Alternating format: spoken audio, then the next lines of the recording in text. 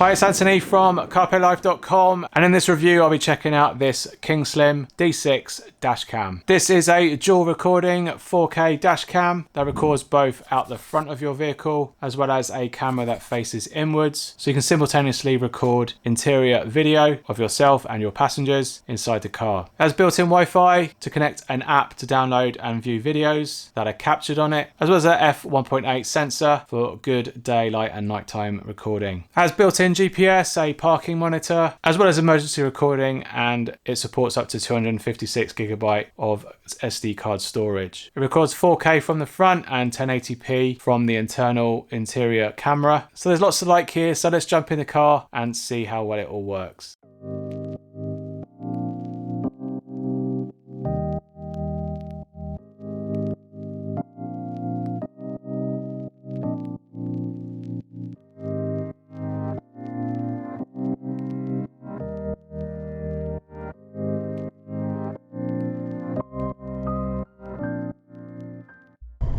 Right, so we're travelling down on the roads, and we've got our dash cam recording, and hopefully it's getting us some good footage. What I do like about this dash cam is that you've got a suction mount, and if you do share the mount or the dash cam between various locations, then having a suction mount is really handy, because you can easily remove it and reapply it, and it's really good for that. So I'm going to just drive around a couple of local streets just to give you a sense of the quality of the camera, at least in daylight, and also hopefully to test out the reverse camera, which should be recording me hopefully. It doesn't show on the display initially or at all, which I thought was a bit odd, because if you tap like the picture-in-picture mode button, it does show the internal feed, so you can kind of frame it, and I guess that's something that you do want to have off the bat when you're setting this kind of thing up. But when it's not, it's very difficult to know if the camera is actually recording. So it's something that I wish it was always on sometimes, but then I can understand why it actually doesn't actually display initially straight away, because you just want to use it as the main dash cam, don't you really? Not quite sure on the spec of this camera. I'll put it down on the notes at the bottom of what sensor and things like that is for the camera.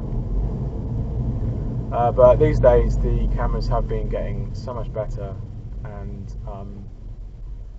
also hopefully the audio is quite good, because sometimes the audio is not very good, so it should be decent quality to hear internally. Obviously externally is not a problem, because you're not going to hear anything outside the glass, but internal noises is actually quite good, because you could be capturing a conversation that could be required in the sort of legal sense. You might need to show that. There's also the audio internally might be required if you say something out loud during an accident or something that you notice that the camera isn't seeing, so the audio is very good for that as well.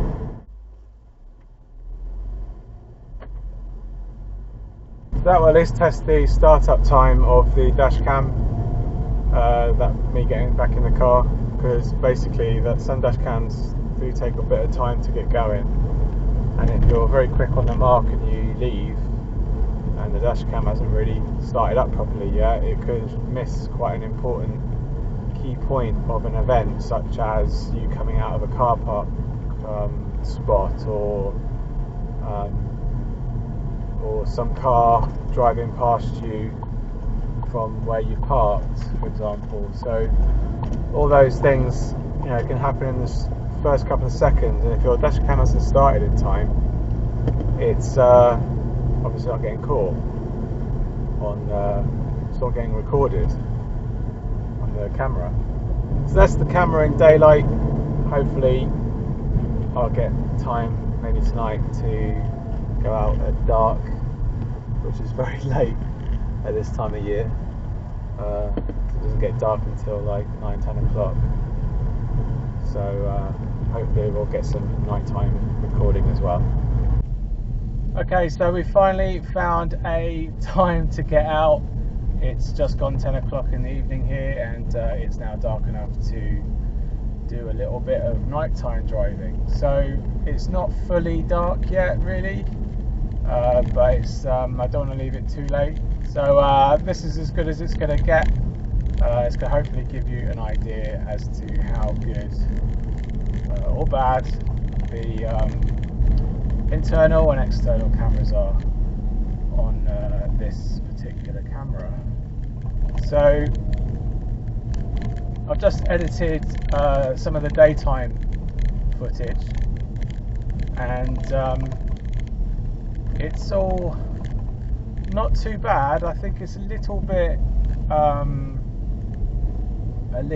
blurry, not as sharp, but the one thing I did get from it is that it's got some very good ability to be quite sharp on its peripherals. Some dash cams don't have very good kind of like side peripheral vision because the lens is so like a fisheye lens to get you that big wide angle. Sometimes the view is so wide that it's a little bit blurry on the edges, so when cars come towards you, you can freeze frame it and actually get the number plate from the cars quite accurately, quite well. These posts sometimes get these flashing lights from the street lamps. Sometimes they can play around a little bit as well on some cameras. So we've got the internal camera facing us. That's now got like infrared firing at the internal cockpit. And I think you can turn that off. So if you've got like interior lighting, you can turn that off and basically you won't get that ability. But obviously if you haven't got a well lit interior, then it's going to be a bit too dark and it's probably not worth even doing, I think. I'm now seeing a little flashing light on the display, and the display is also currently doing a time of what the current time is. And when we get to these lights, you'll be able to see if they're flickering or if they've got any sort of streaming or blurring in the lens quality. But I found the volume a little bit low on the edit. I've had to boost the audio in that a little bit, so it's a bit more better for you, the viewer.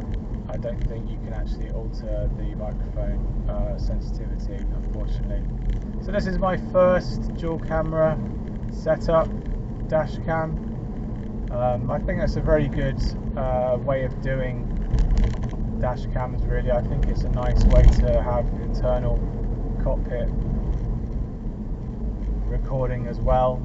My Golf is a bit of a harder ride, so that does come across, I find, with the microphone footage. That is one downside, I guess, but if it was a bit too sensitive and cancelled this road noise out, you probably wouldn't hear me so much either. Alright, so that's the nighttime mode. Let's go back to the studio and sum up my final opinion. So overall, my time with the D6 has been quite good. Its 4K video is actually quite decent considering its price of $169.99. I found its dash facing and interior facing cameras a good feature to have, just generally to capture both internally and external video footage. I did find the internal footage to be a little bit bright on the outside extremities outside the car, especially in daylight hours, so things did get flushed out because the camera was compensating for the interior darkness. However, the dash cam footage was great, found it quite good, quite detailed. There's plenty of settings that you can play around with to tailor tailor the camera to you. But just general interaction with the camera's 2-inch display at the back, along with its function buttons, was okay. I personally probably would have preferred on-screen touch functions of the buttons, because I found underneath it was quite difficult to navigate because the buttons and the menu options on screen were slightly out of alignment. So it was quite difficult to judge whereabouts those buttons actually were that I was about to press. Connecting to Wi-Fi was okay. It was a little bit hit and miss sometimes when you've got other Wi-Fi devices, especially if you're parked at home or you're using wireless CarPlay, for example, to connect exclusively to the actual camera itself. Sometimes they would drop out and connect to the other wireless network. So I found that a little bit frustrating. Its app itself is actually quite simple, but that's not a bad thing. You can easily access the most basic options to configure the camera and its resolution recording, which is quite handy from the app, as well as monitor the camera's output, so it's easier to position whilst you're installing it in the cockpit. The cable itself was definitely long enough to reach into my center console. You could easily channel it around the windscreen and down into the center console, which I thought was quite good. Having the GPS module built into the cable was one less thing to worry about installing, and its position just further down the cable nearer to the camera was ideal to have it near the windscreen without having to rechannel it somewhere else on the windscreen, so that was really helpful too. It does power over USB-C, so if you've already got a USB cable already connected or channeled through in your windscreen, you can reuse that, but you will lose out on the GPS functionality. But I found its daylight recording sufficient enough for me. It did the job. It was slightly, probably a little bit less sharp than some other models that I've tested, but it was definitely pleasing for the price range of the product that you're actually buying here, especially when there's 2 dual recording functionalities going on at the same time. Sadly, I didn't get much chance to use the camera at night time, specifically because we're in the summer here in the UK, so night times are actually quite late in the day to get that kind of footage captured. But the recording I did get one evening was actually quite decent, and the internal capture was quite satisfactory as well. Audio capture was also quite surprisingly good from this camera. The audio captured on both cameras was using the same source, so at least the consistency of the audio was there between the 2 videos. I would have liked the option to merge the dash cam and the internal camera feed into one video. That would have been quite nice, but having them separate does give you that ability to use full screen versions of that, but at least having the option would have been quite nice to have too. Overall then, a good camera if you're looking for a dash camera with dual recording functionality such as this one. So if you're looking for such things like this, then I'll definitely check out this D6 dual dash cam from Kingslim. Alright, thanks for watching, and I hope you found this video helpful. If it has, leave us a like down below, and comments are always welcome if you have any questions about this dash camera from Kingslim. Thanks for watching, and I hope to see you on the next one. Cheers. Bye.